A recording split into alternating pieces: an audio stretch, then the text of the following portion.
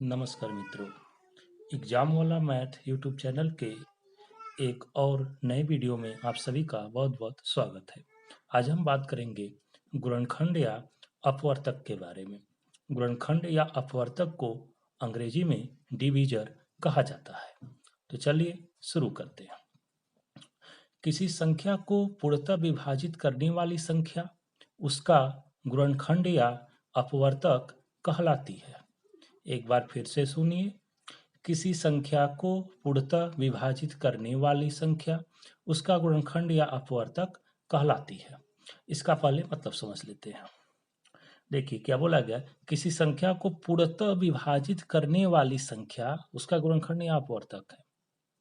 मतलब ये हुआ कि ऐसी सभी संख्याएं जो किसी दी हुई संख्या को पूर्णतः विभाजित करते उसका अपवर्तक होगी या गुणनखंड होगा। अब पूर्णतः विभाजित करने का मतलब क्या हुआ?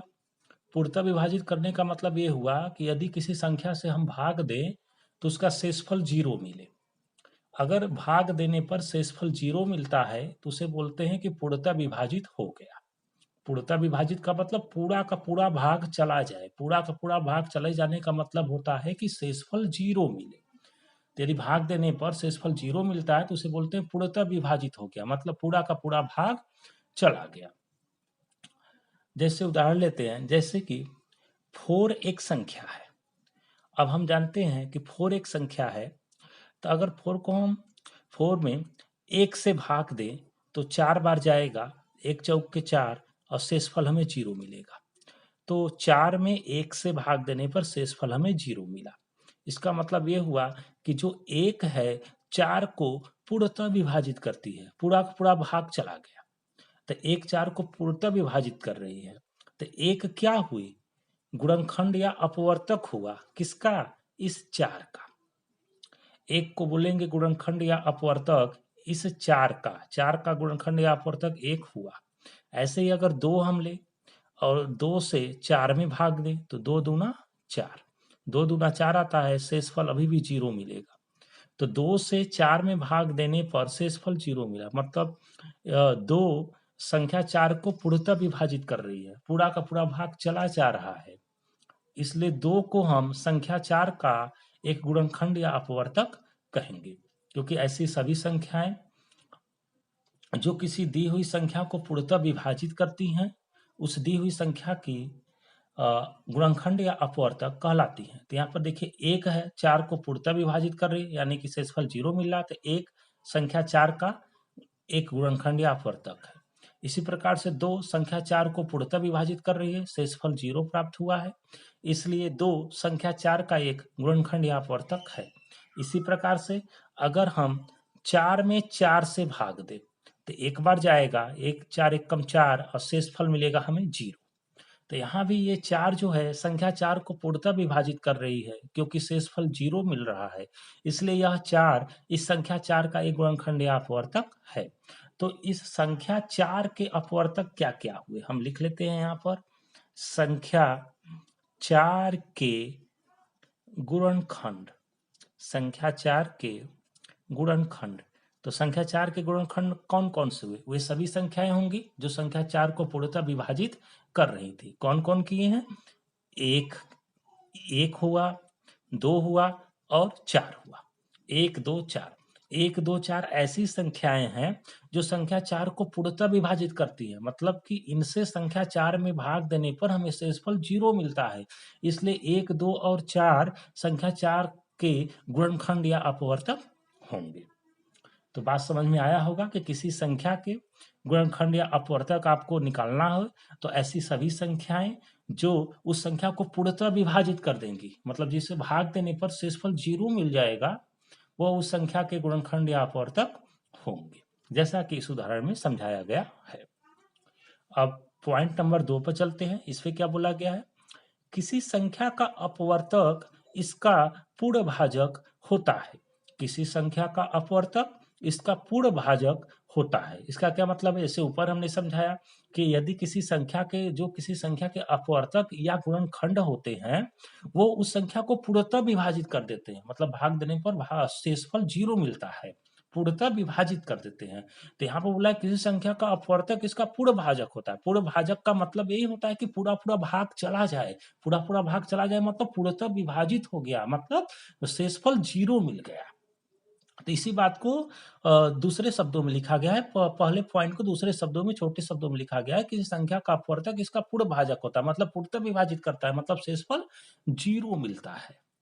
ठीक है, अब नेक्स्ट पॉइंट पर चलते हैं कि एक जो 1 एक सभी संख्या का गुणनखंड या अपवर्तक होता है। एक सभी संख्या का गुणनखंड या अपवर्तक होता है।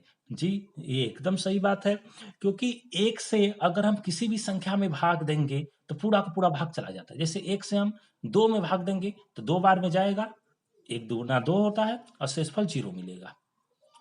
एक से 4 में भाग देंगे 4 बार जाएगा, शेषफल 0। एक से 8 में भाग देंगे 8 बार जाएगा, शेषफल 0। एक से 2000 में भाग देंगे 2000 बार जाएगा और शेषफल 0 मिलेगा। मतलब एक सभी संख्याओं को पूर्णतः विभाजित करता है, मतलब शेषफल 0 मिलता है, मतलब पूर्ण भाजक होता है, इसलिए एक सभी संख्याओं का गुणनखंड या अपवर्तक होता है।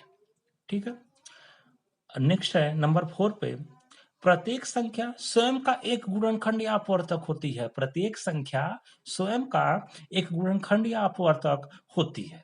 ये बात भी एकदम सही है कि मान लीजिए कोई संख्या 2 है, इसके अपवर्तक या गुणनखंड निकालना है, तो 2 में 2 से भाग दीजिए तो 2 एक कम 2, शेषफल मिलेगा 0।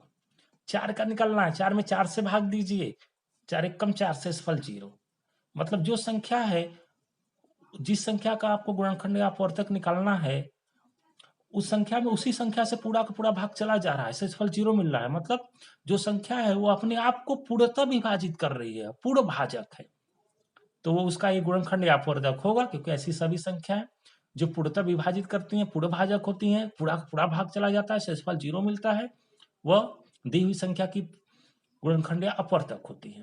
तो कोई भी संख्या है, प्रत्येक संख्या स्वयं का ही गुणनखंड या अपवर्तक होगी, क्योंकि प्रत्येक संख्या में उसी संख्या से भाग देने पर हमें शेषफल 0 मिलता है। ठीक, आई बात समझ में। अब चलिए कुछ उदाहरण करते हैं। जैसे उदाहरण नंबर 1 में 18 के गुणनखंड ज्ञात कीजिए।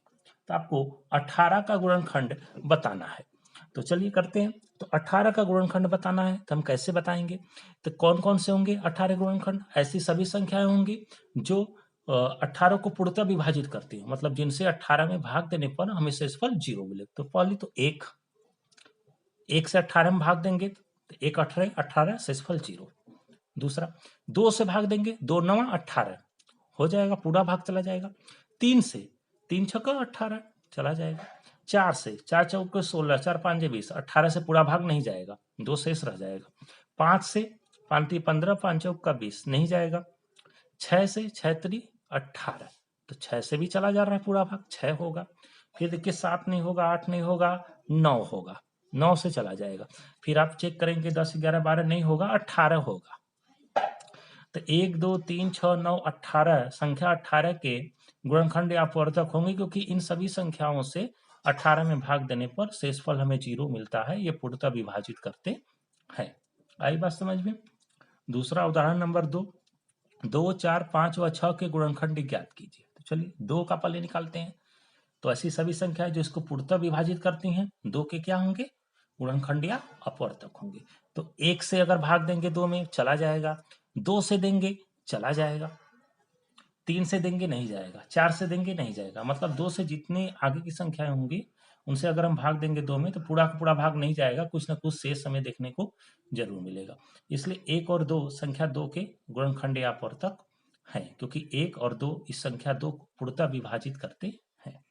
ठीक है, अब 4 का निकालते हैं। तो 4 का, तो 1 से 4 में अगर हम भाग देंगे पूर्णतः भाग चला जाएगा। फिर 2 से देंगे, 2 दूना 4 चला जाएगा।